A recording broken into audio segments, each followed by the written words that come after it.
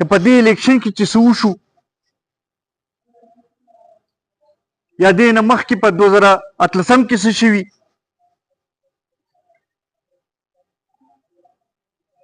نو په دې باندې هر څوک اوس واضح دی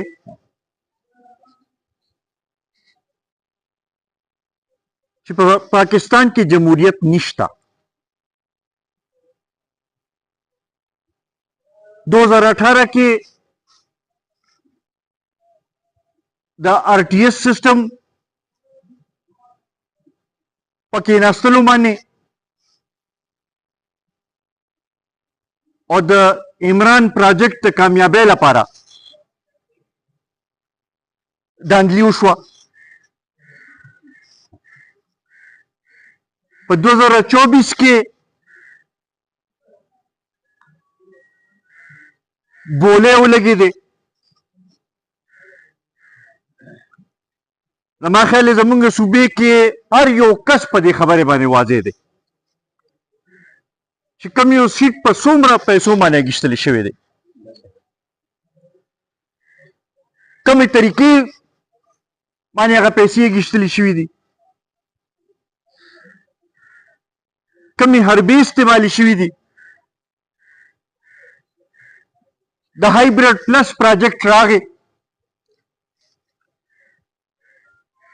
او د هغې هغه نتایج هم ستاسو مخامخ دي تقریبا 15 میاشتې تېرې شوې چې الیکشن شوی دی یو ورځ لپاره هم استحکام نه دی راغلی یو ورځ لپاره هم دا تمام نه ده پیدا شوی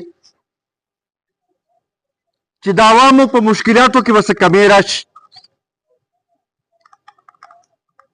بلکې زه به دا ووایم چې کومه ورځ تېرېږي نو د هغې په نتیجه کې د عوامو په مشکلاتو کې نوره اضافه کیږي که ګراني وګورو نو زما خیال دی داسې حد ته ورسېده چې هر یو کس په خپل ځای باندې پریشانه ده چې زه به 2 وخته روټۍ خپل بچو له څنګه پیدا کوم روزګارونه ختم شو بېروزګارۍ کې رس ترزه اضافه کیږي لګیا ده بل خواته چې ګورو نو روزانه په بنیاد باندې قرضونو کې اضافه کیږي لګیا ده په دې وخت سره د پاکستان قرضه څه د 80,000 اربه ته ورسېده دلته کې موږ ټول ناست هر یو کس چې دی د تقریبا د 3.5 لک روپو قرضدار دی هغه ماشوم چې کوم به پرون پیدا شوي هغه هم نن 3.5 لکه روپۍ قرضدار دی او بل خواته چې وګورو د حکمرانانو په خرچو کې فرق نه راځي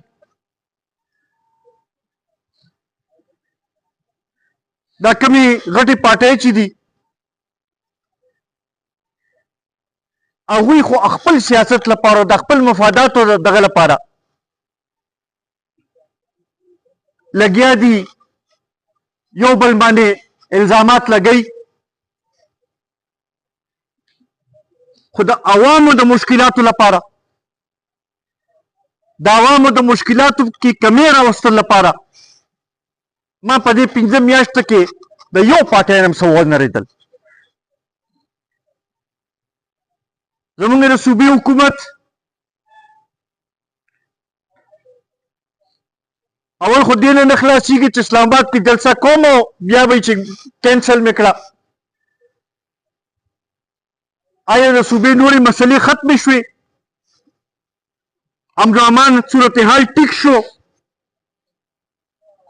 آیا د صوبې معاشي صورتحال ټیک شو؟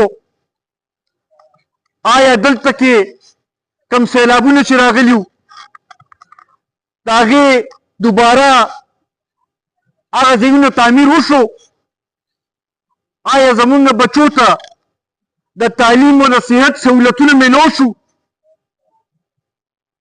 نه، خو بس هغوی ټول سیاست همدې دغه نه تاویږي چې دغه یو کس ته روباسو د جیل نه او د پنجاب اقتدار چې دی هغه څه طریقې سره حاصل کړو. د مسلم لیگ نواز چې دی د هغوی خو تاسو ډېر واضح ثبوت وکتلو چې په پنجاب کې خو 14 روپۍ بجلی ارزانه وي، خو د نور ملک پروا نشته، نور د ملک تپوس نه کوي. موږ د دې صوبې حکومت هم دا تپوس کوو چې هلته کې که صوبې حکومت دا قدم اوچتولی شي نو تاسو صرف د ټیک ټاک جوړولو لپاره ناست دی.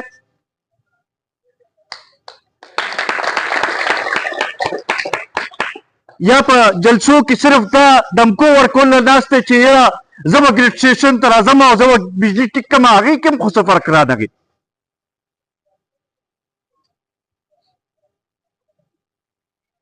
بنیادی مسایلو طرف ته توجه نشته. بیا د پاکستان اصل حکمرانانو ته دا وایم چې تاسو د 2018 نه سبق ونه واګیشتو، یو پراجیکټ هم فیل شو، دویم پراجیکټ هم راوستو هغه هم فیل دی. او د دې اصل وجه څه ده؟ هغه دا ده چې تاسو په آئین باندې عمل نه کوئ. نن چې زموږ د ملک نه کم سیکیورټي سټیټ جوړ دی او کم طریقې سره چې زموږ ادارې خپل کار نه کوي، خو د نور هر یو ادارې په کار کې کار شته، که دا سلسله چلی نو د هغې به امداد نتیجه راوځي. بله ورځ ما یو رپورټ کتلو چې زموږ دفاعي ادارې چې دي 50 قسمه کاروبار کې هغوی کوي، 50 قسمه کاروبار کوي.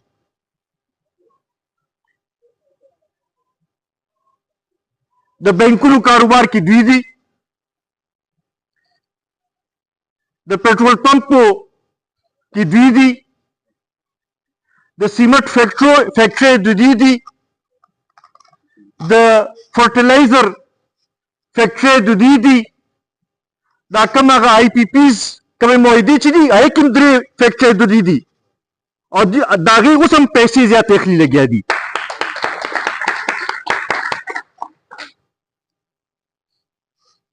د دفاع د علاوه په هر یو قسمه کاروبار کې حتی دې ته چې هغه پلاټونو خرڅول نه دي پاتې شوي. چې یو ملک کې دا صورتحال وي هلته به بیا استحکام به څنګه راځي، د هغې معیشت به څنګه ښه کېږي.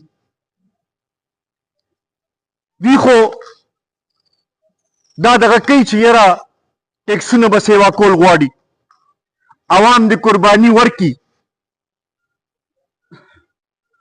خو موږ خو دا ونه لیدل چې ادارو په سرکاري خرچونو کې څه فرق راغی.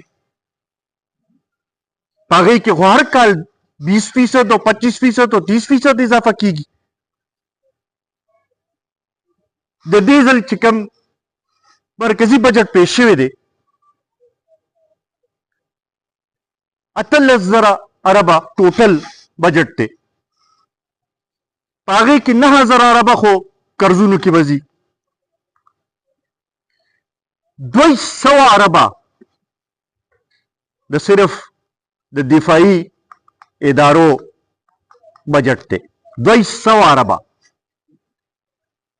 د حکومت چلول لپاره تقریبا 900 اربه د تنخواګانو د پنشن څه تقریبا 1000 ارب او عوامو باندې خرج کول لپاره څومره ټوټل 1500 ارب. هغه ما ته پته چې په هغې باندې به هم کټ لګي. دغې نه د ترجیحاتو پته لګي. دغې نه پته لګي چې دوی څه سوچ دی او څه دغه دی د عوامو کوم ځای کې ځای دی. عزتمندو دا څه چې وشو زه پرې خوشحاله یم. د الیکشنو کې چې څه وشو زه په هغې خوشحاله یم. یو لحاظ سره دا مونږ ته یو تمغه میلو شوه چې کم از کم دغې خلکو سره نیو تړلې، عوامو سره هم دوکه نه ده کړې، د عوامو په سر باندې سودا هم نه ده کړې. عزتمندو څو پورې چې دا سیکیورټي سټیټ دا پالیسي نه ختمه شوې دا ملک نور ترقي نشي کولی. نن امن او امان صورتحال داسې ځای ته رسېدلی دی چې بتې کالونه بیا خلکو ته کېږي. دهشتګردۍ واقعات روزانه په بنیاد باندې کېږي لګیا دي. او بل خواته چې وګورو ګرانۍ کې هم اضافه کېږي، ټیکسونه د غریبانانو نه اخلي، عوام روزانه په بنیاد باندې غریب کېږي لګیا دي. او چې جرنیل ریټایر شي، بریګیډیر ریټایر شي، د 22 ګریډ افسر ریټایر شي، نو اربپتی به راوځي او کروڑپتی به راوځي. دا شی به څنګه چلي؟ دې لپاره به راپاسو، دې لپاره به جدوجهد کوو.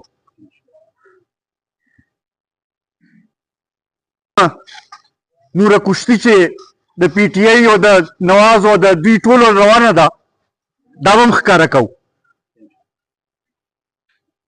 د بجلی په قیمتونو کې چې کم دی قوم سره زیاتی شوي دی، د آی پي پیس په معاهدو په شکل کې نور چې د هغې نه علاوه کم شوي دي هغه به هم ښکاره کوو. او ورسره په ملک کې صحیح معنو کې جمهوریت بحالۍ لپاره هم خپل جدوجهد به کوو.